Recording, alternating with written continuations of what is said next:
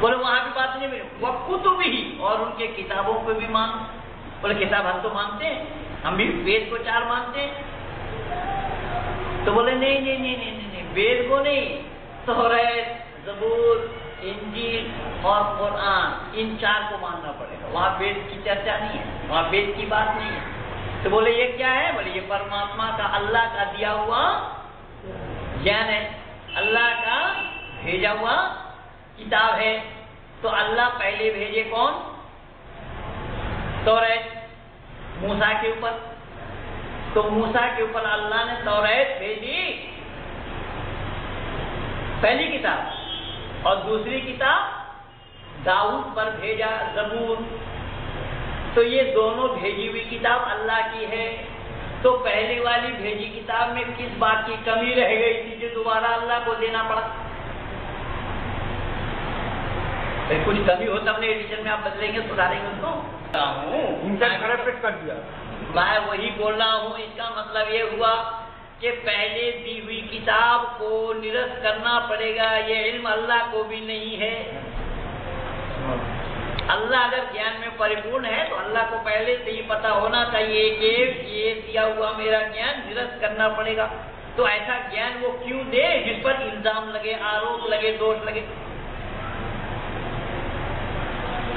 تو یہاں اسلام والوں کی مانیتا کیا ہے کہ لوگوں نے ملاوٹ کر دی، لوگوں نے ملاوٹ کر دی، اس لیے اللہ کو بدلنا پڑا.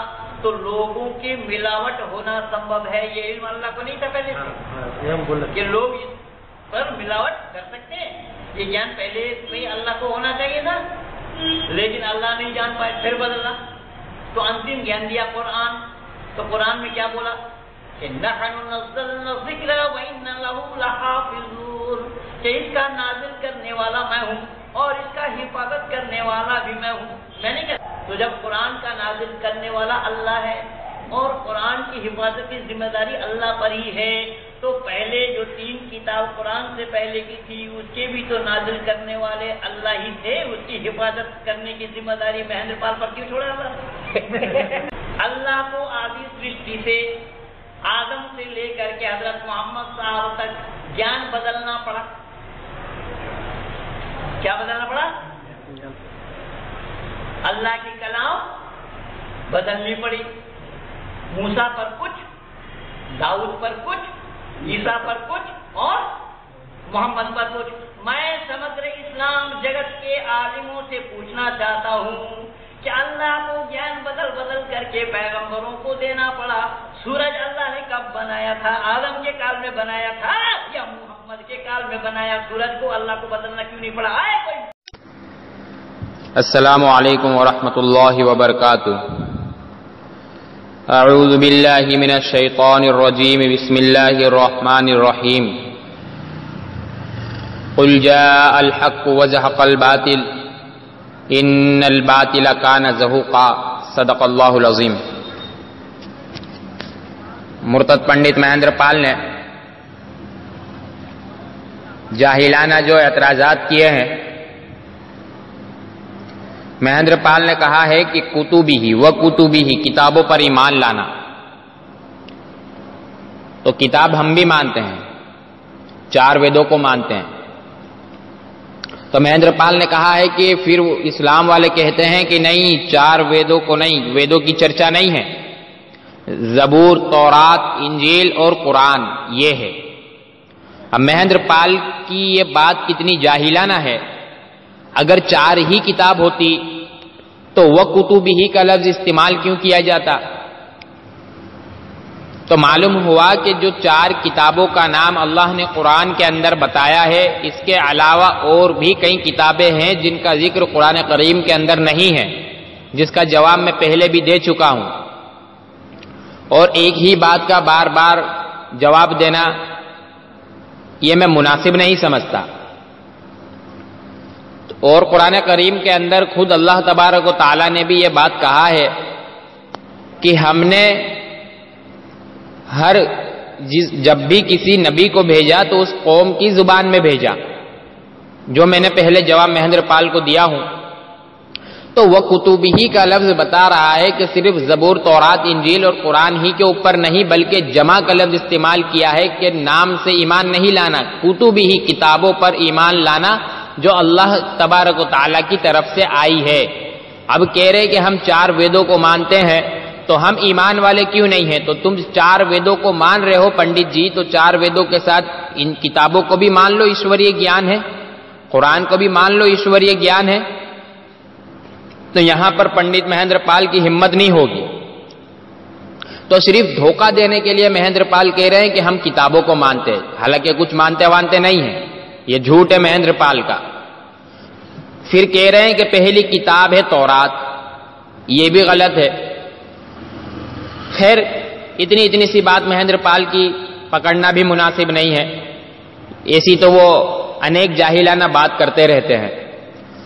تو کہتے ایک کتاب میں جو کمی رہ گئی تھی، کیونکہ دوسری جب کتاب آئے گی تو اس میں کچھ کمی رہی ہوگی تبھی تو دوسری آئی، پہلی میں کمی رہی ہوگی۔ اس کا بھی جواب میں مہیندر پال کو کئی مرتبہ دے چکا ہوں۔ قرآن کریم کے اندر کوئی کمی، قرآن سے پہلے کی جو کتابیں ہیں اس کے اندر کوئی کمی نہیں رہ گئی تھی، اس کے اندر انسانوں نے پریورتن کیا ہے، ملاوٹ کی ہے، جو مہیندر پال نے بھی اقرار کیا ہے۔ تو جب آگے خود اقرار کر رہے ہیں تو کمی کا سوال کیوں کر رہے ہیں؟ یہ دوگلی باتیں تو مہیندر پال کی عادت ہے کرنا، تو اسی کے مطابق وہ ہمیشہ بات کرتے ہیں۔ تو پرانی کتابوں کے اندر پریورتن ہوا تھا، انسانوں نے ملاوٹ کی تھی، اس لیے اللہ تبارک و تعالیٰ نے اپنا گیان دوبارہ بھیجا ہے۔ اور پھر مہیندر پال نے یہ بھی کہا ہے کہ پرانی کتابوں کے اندر ایک الزامی جواب پہلے بھی دیا ہوں پھر دے دیتا ہوں کہ اگر ایسی بات ہے مہیندر پال جی، تو جب پرماتما نے رگ وید دے دیا تو یجر وید کیوں دیا تھا؟ رگ وید میں کون سی کمی رہ گئی تھی؟ پھر جب یجر وید دیا تو سام وید، اتھر وید کیوں دیا؟ تو پہلے کے ویدوں کے اندر کون سی کمی رہ گئی تھی؟ پرماتما کون سی بات کہنا بھول گئے تھے جو بار بار ویدوں کو اس دھرتی کے اوپر اوتریت کرنا پڑا؟ اور مہیندر پال آگے کہہ رہے ہیں کہ اس کی حفاظت کی ذمہ داری انسانوں کے اوپر دے دی۔ تو جب حفاظت کی ذمہ داری انسانوں پر دے دی اور انتم گیان قرآن نازل کیا تو اس کے اندر کہا نحن نزلنا الذکر وإنا لہ لحافظون، کہ ہم نے اس قرآن کو نازل کیا ہے اور ہم ہی اس کی حفاظت کریں گے۔ تو پرانی کتابوں کی ذمہ داری مہیندر پال پر کیوں چھوڑ دی؟ یہ کتنی جاہلانہ بات ہے، مہیندر پال کے اوپر کیسے چھوڑی جا سکتی ہے؟ آپ محمد صلی اللہ علیہ وسلم کے کال میں جی رہے ہو اور تورات کی، انجیل کی حفاظت کی ذمہ داری اس امت کے اوپر کہاں ہے؟ تو یہ مہیندر پال کی یہ بھی جاہلانہ بات ہے۔ اور انجیل، تورات، زبور جو کتابیں نازل کی گئی، اس کی حفاظت کی ذمہ داری بنی اسرائیل کے اوپر دی گئی تھی، یہ ان کا ایک امتحان تھا، ایک پریکشا تھی، اور پریکشا کے اندر اللہ تبارک و تعالی آزاد کر دیتا ہے، سوتنتر کر دیتا ہے، ان کا امتحان ہے۔ جیسا کہ سورہ مائدہ آیت نمبر 44 کے اندر اللہ نے کہا اِنَّا أَنزَلْنَا التَّوْرَاةَ فِيهَا هُدًى وَنُورٌ يَحْكُمُ بِهَا النَّبِيُّونَ الَّذِينَ أَسْلَمُوا لِلَّذِينَ هَادُوا وَالرَّبَّانِيُّونَ وَالْأَحْبَارُ بِمَا اسْتُحْفِظُوا مِنْ كِتَابِ اللَّهِ وَكَانُوا عَلَيْهِ شُهَدَاءَ فَلَا تَخْشَوُا النَّاسَ وَاخْشَوْنِي وَلَا تَشْتَرُوا بِآيَاتِي ثَمَنًا قَلِيلًا وَمَن لَّمْ يَحْكُم بِمَا أَنزَلَ اللَّهُ فَأُولَٰئِكَ هُمُ الْكَافِرُونَ۔ بے شک ہم نے تورات نازل کی تھی جس میں ہدایت تھی اور نور تھا، تمام نبی جو اللہ تعالیٰ کے فرما بردار تھے اسی کے مطابق یہودیوں کے معاملات کا فیصلہ کیا کرتے تھے، اور تمام اللہ والے اور علماء بھی اسی پر عمل کرتے رہے، کیونکہ ان کو اللہ تعالیٰ کی کتاب کا حفاظ بنایا گیا تھا اور وہ اس کے گواہ تھے۔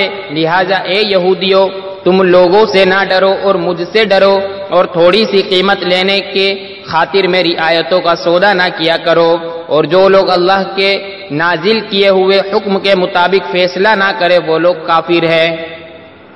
تو حفاظت کی ذمہ داری اللہ تبارک و تعالیٰ نے بنی اسرائیل کے اوپر رکھ کے ان کا امتحان لیا تھا۔ اب ان لوگوں نے ملاوٹ کر دی، تو اس کے اندر اللہ تبارک و تعالیٰ کا جو مہیندر پال آریہ جو ثابت کرنا چاہ رہے ہیں، انہوں نے الفاظ تو کوئی استعمال نہیں کیا ہے، مگر اعتراض کیا ہے کہ قرآن کے اوپر حفاظت کیوں کی ہے؟ کیونکہ قرآن کریم انتم گیان ہے، پھل روپ کے اندر آیا ہے، تو اس کی حفاظت کی ذمہ داری اللہ تبارک و تعالیٰ نے خود لے لی۔ اس سے مہیندر پال آریہ کو کون سی جلن ہو رہی ہے، کون سی حسد ہو رہی ہے؟ اس کا کارن یہ ہے کہ ویدوں کی حفاظت کی ذمہ داری پرماتما نے نہیں لی ہے۔ ویدوں کے اندر انیک متبھید ہے، کسی کا کہنا ہے کہ 4 وید ہے، کسی کا کہنا ہے کہ یہ نہیں ایک ہی وید ہے، اس کی 3 شاخائیں ہیں، اور بھی ایسے انیک متبھید ہے۔ انشاءاللہ پھر کبھی ایسے آگے موقع ملے گا تو اس کی وضاحت کر دوں گا۔ تو اللہ تبارک و تعالیٰ نے قرآن کریم کی حفاظت کی ذمہ داری خود لی ہے، کیونکہ یہ انتم گیان ہے۔ اب کہہ رہے مہیندر پال آریہ کہ اللہ کو علم نہیں تھا کہ اس کے اندر پریورتن کر دیا جائے گا، تو اللہ کو علم نہیں ہے، لا علم ہے۔ اگر انسان پریورتن اس کے اندر کر دے تو اللہ اگر اس سے لا علم ہو سکتا ہے تو کیا ویدک ایشور باقی رہے گا؟ مہیندر پال آریہ سے میرا یہ سوال ہے کہ پرماتما نے جینیوں کو کیوں پیدا کیا؟ ستیارتھ پرکاش کے اندر دیانند سرسوتی نے لکھا ہے کہ جینیوں کے کارن مورتی پوجا جو کیا کرتے تھے انہی نے شروعات کی ہے، اس کے کارن جتنے بھی جھگڑے ہوئے ہیں سب یہ جینیوں کے کارن ہے، جینیوں کی وجہ سے جھگڑے ہوئے ہیں۔ تو پرماتما نے جینیوں کو کیوں پیدا کیا؟ کیا پرماتما جانتا نہیں تھا کہ میں جینیوں کو پیدا کروں گا تو اس دھرتی کے اوپر اس طرح سے امن اور شانتی ختم ہو جائے گی؟ اور اتنا ہی نہیں، مسلمانوں کو کیوں پرماتما نے ویدک ایشور نے پیدا کیا؟ کیا پرماتما نہیں جانتا تھا کہ یہ جب مسلمان اس دھرتی کے اوپر جائیں گے تو جیو ہتیا کریں گے، خون خرابہ کریں گے، بقول جو آپ کہتے ہو اور بکراتی کرتے ہو؟ تو اس سے تو ویدک ایشور بھی لا علم ہو گیا۔ تو آپ ذرا اس کی وضاحت پہلے کر دیں کہ ویدک ایشور علم والا ہے یا بغیر علم والا ہے، اس کو علم تھا یا نہیں تھا کہ مسلمان جائیں گے تو یہ کریں گے، جینی جائیں گے تو یہ کریں گے، محمود غزنوی جائے گا اس دھرتی کے اوپر تو یہ کرے گا، اس ساری باتوں کا علم تھا یا نہیں تھا؟ اس کی وضاحت پہلے آپ کر کے دکھا دے، اس کے بعد پھر میں بتاؤں گا کہ اللہ نے وہ پہلے والے گیان کیوں دیے تھے جس کے اوپر آپ نے یہ لفظ پریوگ کیے ہیں کہ رسوائی والا اللہ ایسا گیان کیوں دے، اس کی وضاحت میں کر دوں گا۔ پھر مہیندر پال آریہ نے آگے یہ کہا ہے کہ اللہ کو آدی سرشٹی سے اپنا گیان بدل بدل کر دینا پڑا، داؤد کو کچھ، موسیٰ کو کچھ، عیسیٰ کو کچھ۔ قرآن کی کون سی آیت پڑھی؟ ایک آیت مہیندر پال پڑھ کر نہیں دکھا سکتے ہیں کہ اللہ تبارک و تعالیٰ نے نبیوں کو الگ الگ گیان دیا ہے۔ سورہ شورى آیت نمبر 13 پڑھیے، کیا اللہ تبارک و تعالیٰ نے کہا ہے؟ شرع لكم من الدين ما وصى به نوحا والذي أوحينا إليك وما وصينا به إبراهيم وموسى وعيسى أن أقيموا الدين ولا تتفرقوا فيه۔ اس نے تمہارے لیے دین کا وہی طریقہ طے کیا ہے جس کا حکم اس نے نوح کو دیا تھا، اور جو یہ پیغمبر ہم نے تمہارے پاس وحی کے ذریعے بھیجا ہے، اور جس کا حکم ہم نے ابراہیم، موسیٰ اور عیسیٰ کو دیا تھا کہ تم دین کو قائم کرو، اس میں تفرقہ نہ ڈالو۔ تو اللہ نے ہر نبیوں کو ایک ہی دین دیا ہے۔ اب مہیندر پال جھوٹ بول رہے ہیں کہ الگ الگ، موسیٰ کو کچھ، عیسیٰ کو کچھ۔ تو یہ مہیندر پال آریہ جھوٹ کیوں بولتے ہیں؟ اگر وہ کہتے ہیں کہ میں ستیہ کا اجاگر کرتا ہوں تو جھوٹ سے کام کیوں لیتے ہیں؟ کیا ویدک ایشور ریشور نے ان کو ایمانداری نہیں سکھائی؟ ویدوں نے ایمانداری نہیں سکھائی؟ میں یہ نہیں سمجھ پاتا ہوں۔ اور مہیندر پال آریہ کو جتنے لوگ جوابات دے رہے ہیں وہ بھی بیچارے یہی کہتے ہیں کہ آخر مہیندر پال جھوٹ کیوں بولتے ہیں؟ اگر ستیہ کو اجاگر کرنا چاہتے ہو، لوگوں کو ستیہ مارگ پر لانا چاہتے ہو تو کچھ نہیں تو سچ کا سہارا تو لو، جھوٹ کا سہارا لینا پڑتا ہے۔